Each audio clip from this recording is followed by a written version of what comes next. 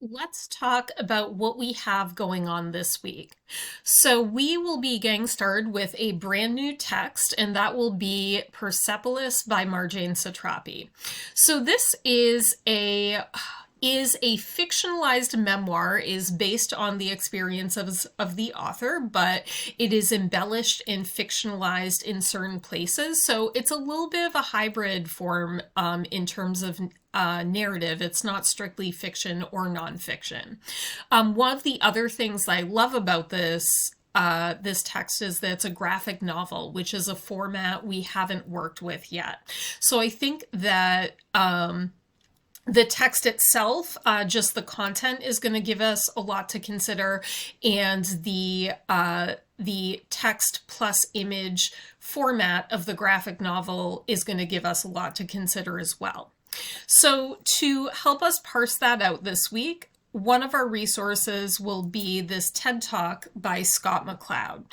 Scott McCloud is one of the greats, I feel like, in terms of comic studies. He's done a lot of critical analysis on how comics work as literature, how they work as art, and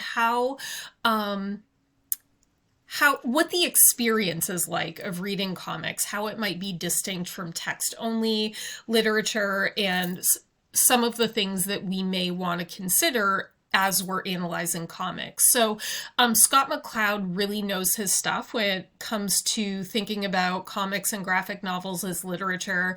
He also has a book called Understanding Comics that is a really fantastic resource if you're interested in studying comics or graphic novels as literature.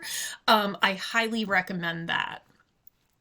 So we'll take a peek at this TED Talk just to get a little bit of background on approaching comics as literature. And we'll also do some work with the context of Persepolis. So I'm going to have you, as one of your readings, take a peek at the first half of Persepolis and read that. I'm also going to have you read an article on the Iranian Revolution. The Iranian Revolution is a significant backdrop of Persepolis as a narrative. So I think that it will be helpful for us, especially since primarily we're coming at this from a Western perspective, to have a little bit of background on this historical time period and what was going on. And I think that you'll be able to potentially see some connections to some of the things being discussed in Persepolis. So in addition to that, we have a few different assignments. One of them is a contextualization assignment. I have people do contextualization work a lot in class because I think that it can help inform our understanding of any given piece of literature. So we're going to kind of build upon that Iranian Revolution article that I just showed you, and we're going to dig into a few other events, concepts, and institutions that are relevant to what's happening in Persepolis. So I'm going to have you choose one of those, provide a resource about it, and then do a peer response to a resource that someone else posted.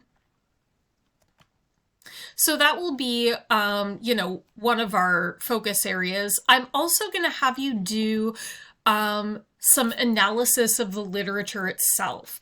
I feel like, as I mentioned, the text plus image combination in the graphic novel format gives us some interesting things to work with. So after you take a look at the Scott McCloud speech or TED Talk, I'd like you to work through this assignment where you do an interpretive analysis of a specific page in what you've read of Persepolis so far. And I'd like you to consider that interplay of text and image and talk a little bit about how that impacts your experience and your interpretation.